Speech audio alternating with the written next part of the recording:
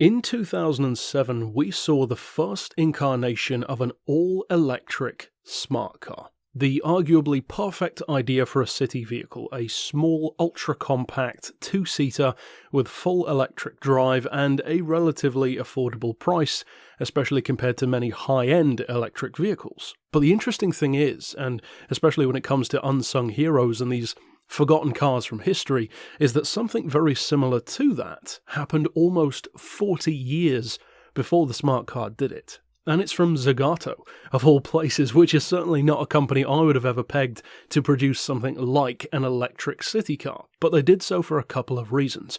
One is the fairly obvious fuel crises that were developing at the time, but more importantly for Zagato specifically, the financial threats from other manufacturers at the time who were producing and selling a lot of cars who were, in some cases, encroaching on their markets. Because for those who don't know, Zagato is, of course, an Italian design house, predominantly, and they have designed some of the most unique-looking Bentleys, Aston Martins, and various others too throughout history, and many of the vehicles that they've crafted and created are amongst some of the most collectible and most valuable cars from history, especially some of their Aston Martins in particular. But this car is totally different to any of those, that's for sure, and it's called the Zele. Now, this car was actually sold in America as well, and it was sold as the Elcar, so a slightly different name over there, and they actually built around 500 of these, so it's not as rare as you might think. In fact, it's not only one of the most prolific Zagato models of all time,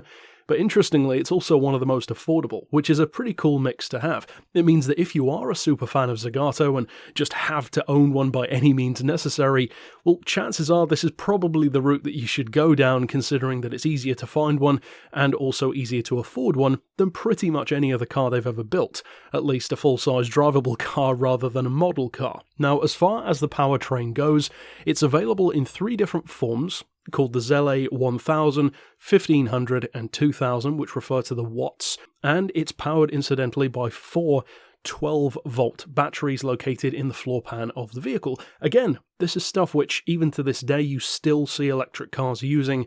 Even now, Teslas etc. still have that floor pan mounted battery design. One of the many ways in which this is not like a Tesla, though, is the drive. This is not some all-wheel drive monster performance car. I mean, surprise, surprise.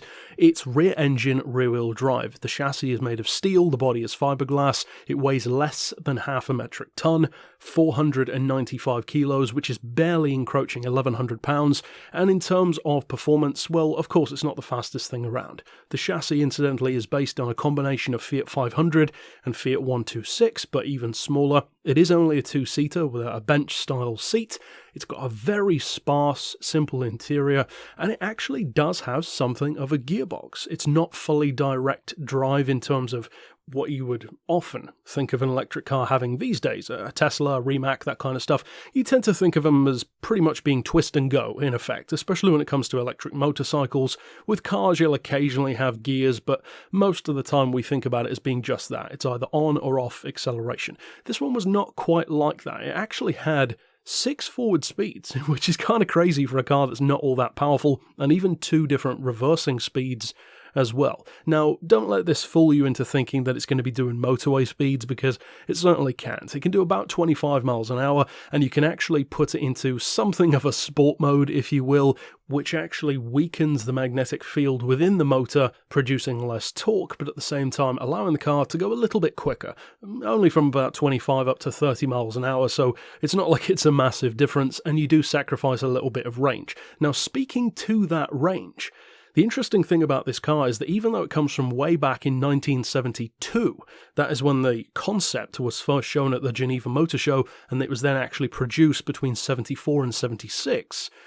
it can actually still do about 50 miles on a fully charged battery pack. That's not bad at all for a little city car. Now, I'm not sure exactly how long it would have taken to charge up the vehicle, but it could be done from the mains using an adapter, and as far as electric car technology goes, it's actually a remarkably capably built vehicle. You wouldn't expect something like this from Zagato, and it certainly doesn't look like anything that they would usually build. I mean, it doesn't even have a double bubble roof, for instance. As far as performance, as I said, it's not going to melt your face off anytime soon, but you actually do occasionally see these come up for sale. They tend to sell for in the region of £10,000, which is pretty decent, but at the same time, if you compare that to a modern day equivalent of something like this, such as the smart car, the electric version, whatever the case may be, it's actually fairly competitive. Of course, it's not as quick as a modern day electric car, and chances are probably not as reliable either, but you could probably maintain this car fairly efficiently and easily yourself.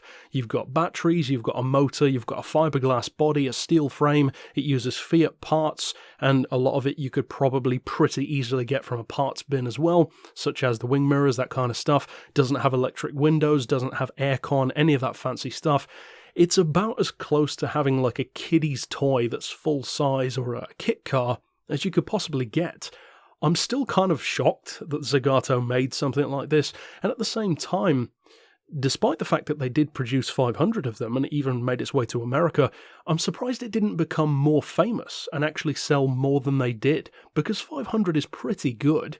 I mean, for Zagato that's very good, but for an electric city car, you'd think, or at least I would, that it would do even better than that. It could have been a phenomena of a car. Now, I'm thinking that it was probably a combination of the bad range and the pretty slow top speed that ultimately killed it in terms of being even more popular, but I would be interested to see what Zagato could do today. Imagine if they made a modern day interpretation of the Zele. Ultimately, it's definitely an unsung hero. It's not a performance legend or a car that tried to win a specific race or break any kind of record. It was just a car designed really out of necessity, a car built in somewhat ironically a very similar way to the Signet from Aston Martin. It was a necessity, something that needed to be done for the company at the time, and I'm presuming, based on the fact that Zagato is still around, that this car at least partially helped them to be around till this day. Selling those 500 cars probably did make a significant difference to a small design house like Zagato,